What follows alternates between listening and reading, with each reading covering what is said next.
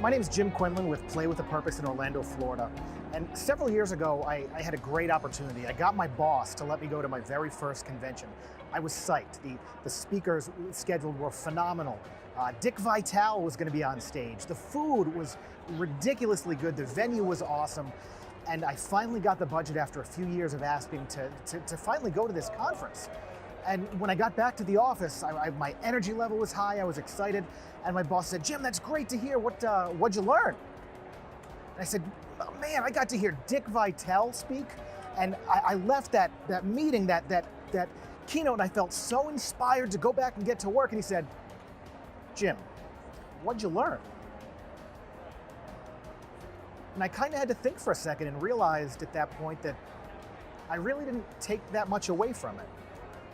And it was that moment that really got me to realize that we're doing this wrong. We're doing this keynote thing, this learning at meetings wrong.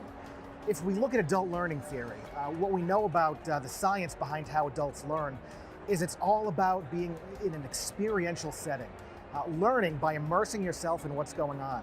And I think a lot of times as planners, we often tend to not see ourselves in that realm. Maybe we're not involved in the planning of the meeting, and what we're really thinking is, what do I want my attendees to do? My challenge to the industry is to switch that up a little bit. Instead of saying, what do I want my attendees to do? Let's ask, what do we want them to learn?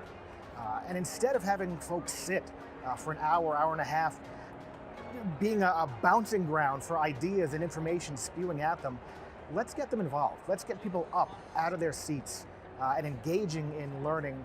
Because as we know about adult learning theory, for adults, they have to be actively engaged in learning.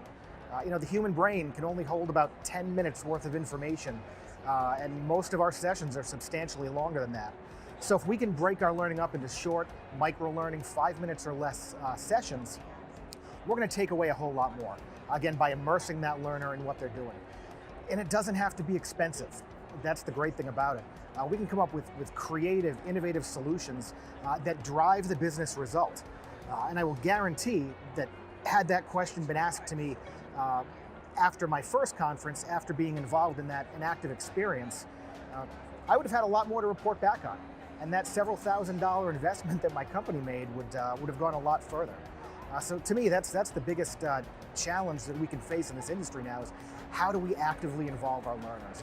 And that's something that we try and strive for every day now.